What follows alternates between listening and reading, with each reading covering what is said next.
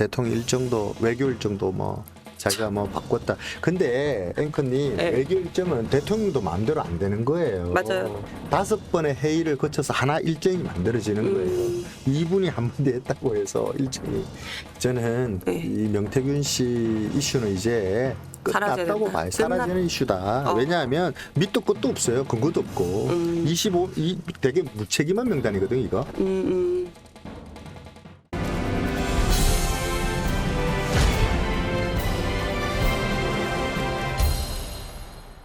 이 명태균 씨가 살라미 폭로 계속 하고 있어요 지금. 아까 의원님 말씀하신 대로 지지율이 하락하는 건 여러 가지 요인이 있다 하셨는데 그 요인 중에 하나가 이제 명태균 씨 이 폭로 아닌가 싶은데 당에서 느끼는 그 위기감 여쭤보려고 했는데 아까 보니까 굉장히 의원님이 느끼는 그 위기감은 절체절명의 위기다 이런 느낌인데 비슷하게 다른 의원님들도 생각을 하고 계시는 건가요 지금? 이 명태균 씨 얘기가 벌써 한 달 넘었어요. 맞아요. 명태균 씨의 말과 주장. 네. 그리고 그 또 누구죠? 강혜경 씨의 말과 네, 주장으로 국감에서 나온. 온 나라가 난리가 났고 시끄러워요. 네. 근데 두 분께서 거짓말 한다고 서로 얘기하고 있어요. 근데 그 강혜경 씨를 우리 민주당 의원들은 옆에 서서 공익 제보자라고 보호하려고 해요. 네.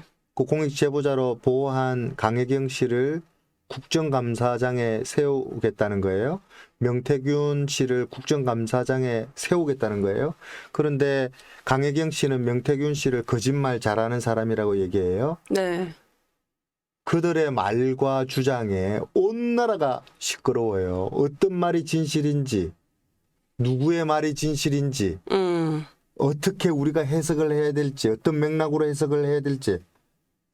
정치권에 있는 저조차도 이해할 수 없는 말들이에요. 하물며 국민들은 어떻겠어요? 맞아요. 그런데 더 재밌는 건 기자분들도 네. 더 가고 싶지는 않은 것 같아요. 왜? 실체가 없어. 그냥 의혹이야.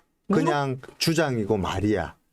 이분은 대통령도 만들었고 당대표도 자기가 만들었고 네. 서울시장도 자기가 만들었고 국회의원도 자기가 만들었어요. 전지전능하신 분이에요. 이 전지전능하신 분이 말을 하고 주장을 하니 온 나라가 시끄러워졌어요. 이거 어떻게 누구한테 하소연을 해야 될까요? 그러니까요. 그 강씨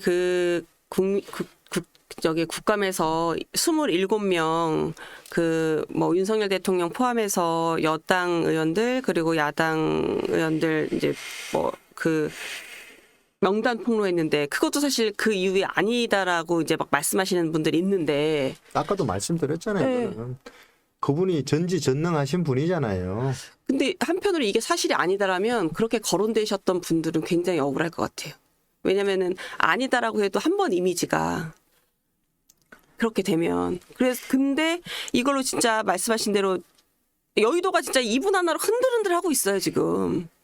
이분의 주장들 여러 개가 있잖아요. 뭐 대통령 일정도 외교 일정도 뭐 자기가 뭐 바꿨다. 근데 앵커님 네. 외교 일정은 대통령도 마음대로 안 되는 거예요. 맞아요. 그걸 그렇게 할 수가 없어요. 제가 일정과 메시지를 냈잖아요. 네. 메시지 하나 그러니까 일정을 하나 하기 위해서 5번의 회의를 거치는 거예요. 그냥 일정이 그냥 뚝딱 하늘에서 내려오는 게 아니에요. 실무자부터 그러니까 실수비부터 대수비까지 5번의 회의를 거쳐서 하나 일정이 만들어지는 거예요. 이분이 한 번 했다고 해서 일정이 아니 사실 대통령의 일정은 그 출입 기자들한테도 순방을 가는 출입 기자들한테도 그럼요. 아주 직전에 공개될 정도로 이게 굉장히 유동적이고 자주 바뀌고 해서 심사숙고를 통해서 되는 거잖아요. 뭐 한 열흘 전에 뭐 누구와 정상회담 이렇게 되는 게 아니라 그 전날까지도 막 계속 여러 가지로 바뀌던데. 저는 그래서 궁금했던 건 이분이 뭐 말씀하신 것처럼 뭐 엘리자베스 여왕 조문 일정 뭐 꿈 때문에 바꿨다. 뭐 이런 얘기들 막 얘기를 하고 있는데 이분이 그런 만한 위치에 있었다고 보세요? 그러니까 주장은 주장일 뿐이고요. 이분의 말로는 무슨 뭐 근거가 없는 얘기잖아요. 그리고 내가 일정과 메시지를 총괄했는 친구 입장에서 네. 말이 안 되는 얘기예요. 정말 허무맹랑한 얘기거든요. 상식적으로 말이 안 된다. 상식적으로 말이 안 돼요. 외교 일정이라는 게 아까 네. 말씀드렸잖아요. 우리나라 실정에 맞추는 것도 아니에요. 맞아요. 상대국이 또 있어요. 맞아요. 거기에 맞추는 거예요. 거기 정상들하고 일정을 조율하고 맞추는 과정 속에 네. 어떻게 이게 허무맹랑한 얘기지 이게.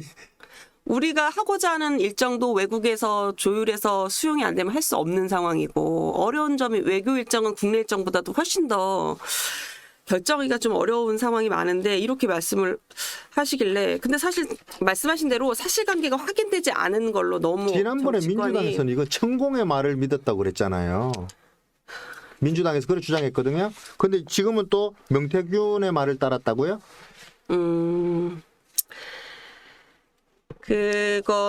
이건 어떻게 보세요? 그 강혜경 씨가 의원들 27명 명단 공개를 했는데 명태균 씨와 연관됐다. 이거 파장이 앞으로 있을 걸로 보세요? 저는 네. 이 명태균 씨 이슈는 이제 사라져야 끝났다고 된다. 봐요. 사라지는 이슈다. 왜냐하면 밑도 끝도 없어요. 근거도 없고.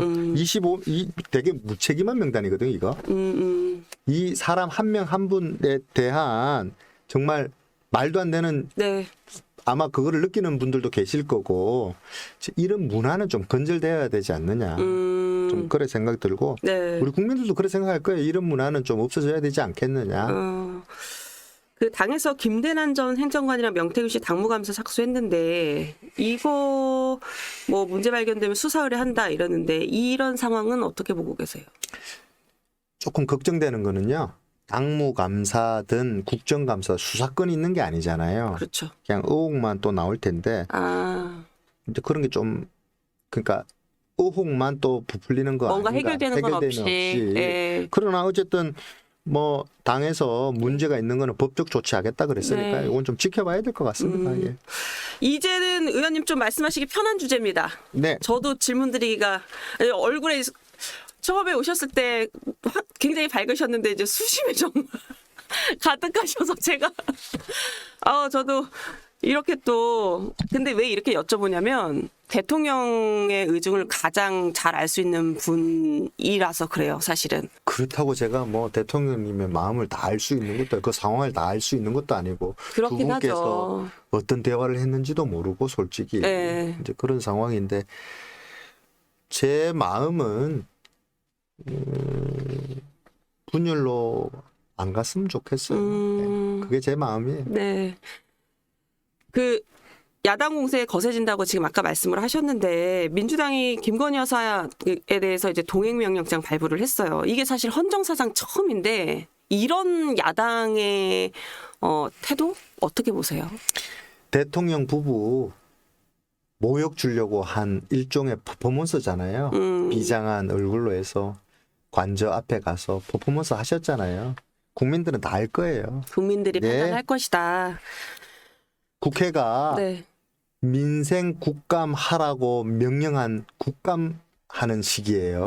근데 이게 지금 정말 유치찬란한 퍼포먼스 하러 간 거 아니에요. 안 되는 거 알면서. 안 되는 거 알면서도 어쨌든 보여주기식 네. 행동을 좀 했다.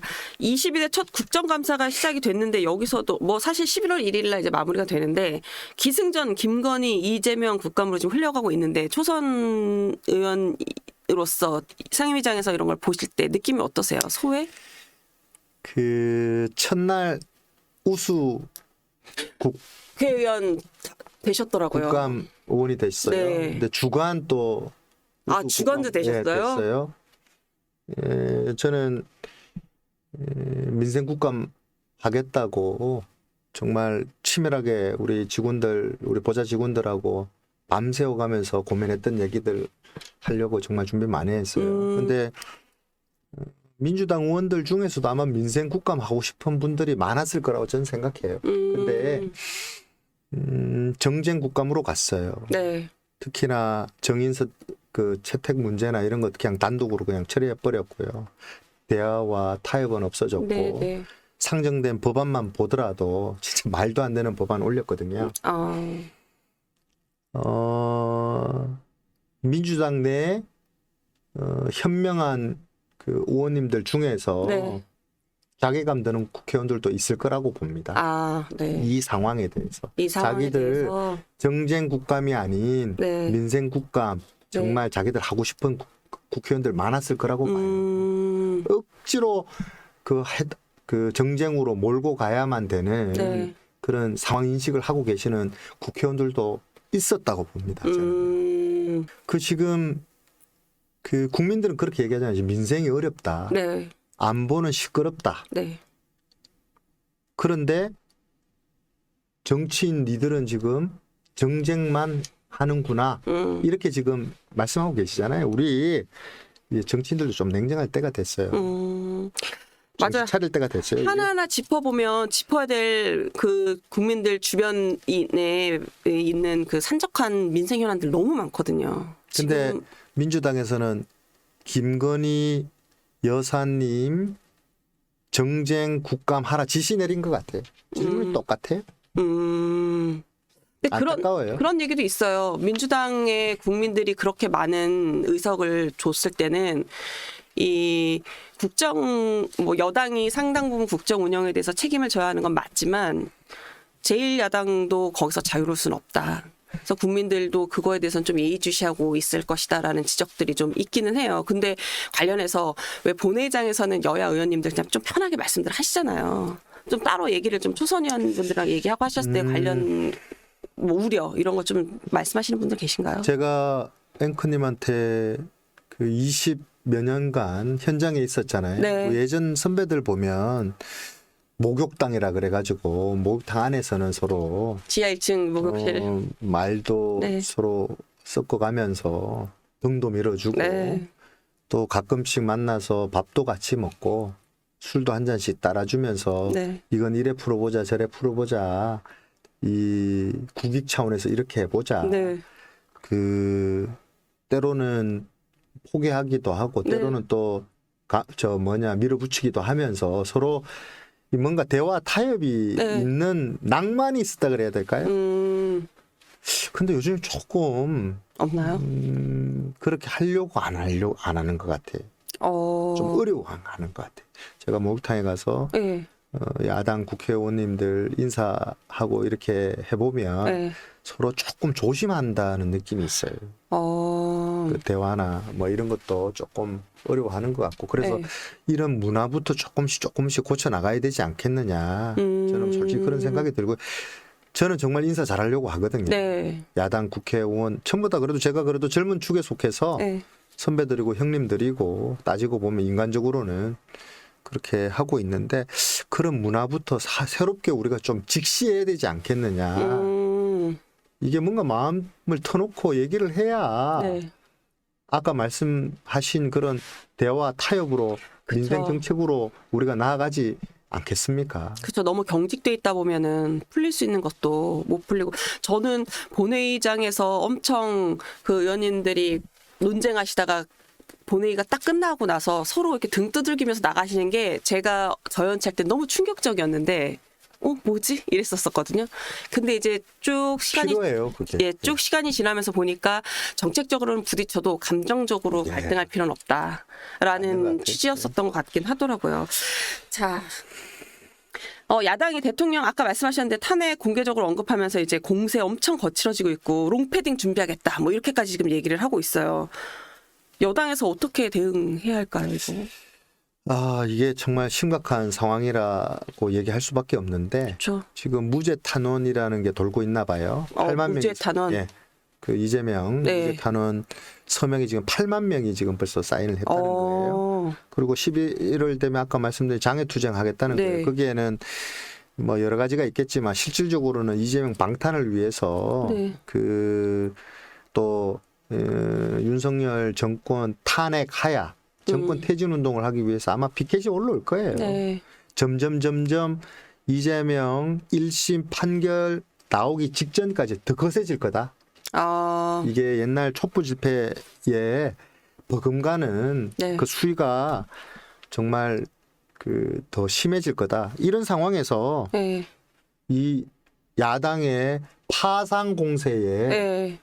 우리가 심각하게 받아들여야 된다. 그래서 아까 말씀드렸던 지금 이런 우리 내부 분열로 인한 저 민주당의 공격, 네. 공세, 여당의 본질을 있었어야 되겠느냐.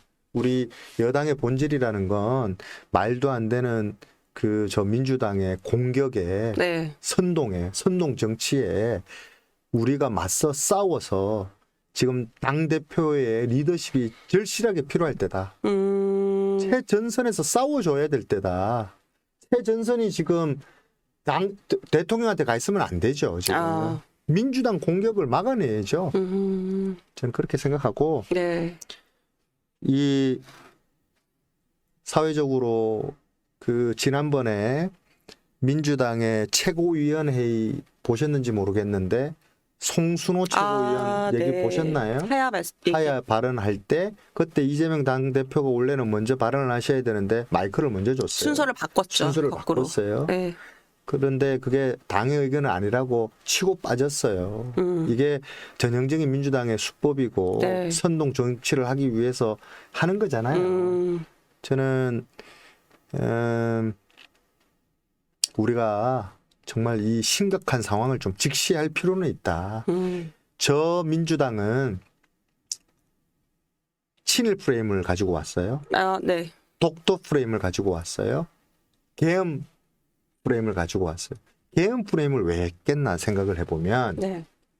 이 사법 리스크를 그러니까 1심 판결이 나면 계엄에 준하는 뭔 행동을 하려고 하는 거 같지 않을까 그런 걱정이 좀 돼요. 그 다음에 뭘 가지고 왔습니까? 김건희 여사 공천 개입 프레임을 가지고 왔어요. 꼭이죠 다. 그래서 이런 스텝 바이 스텝으로 가고 있는 이 상황을 우리 단일 대우로 지금은 당대표님의 리더십이 절실히 필요하다. 당대표의 리더십이 절실히 필요하다. 지금 야당의 파생 봉쇄를 막기 위해서는 라고 말씀을 주셨어요. 이 저희 나는 정치인이다 마지막 공식 질문인데요. 전 이 답변 굉장히 기대가 좀 됩니다. 강명구 의원님에게 정치란 무엇일까요? 제가 우리 주민들에게 맨날 쓰는 멘트는 네. 두려운 것은 오직 국민뿐, 믿을 것 또한 오직 국민뿐. 주민을 위해 적시하고 반드시 하고 될 때까지 한다라고 얘기해요. 제가 생각하는 강명구가 생각하는 정치는 네. 화나서 삐져서 돌아앉은 돌부처도 네. 정성과 진심을 다해서 돌아앉게 만드는 것. 화려한 언변술이 아니라 네. 정성과 진심으로 그 화난 우리 민심과 국민의 마음을 네. 돌아앉게 만드는 것. 그게 정치다. 그렇게 가야만 된다. 등 돌린 돌부처도 돌아앉게 만들 수 있을 정도로 진정성을 정성과 다해서 진심을 다해야 돼. 정성과 진심을 다해야 된다. 그게 정치라고 생각합니다. 지금 여의도에서 가장 필요한 메시지 아닐까 싶긴 하네요. 말씀 주셔서 너무 감사하고요. 감사합니다. 네, 오늘은 여기까지 하겠습니다. 지금까지 강명구 국민의힘 의원이었습니다. 고맙습니다. 고맙습니다.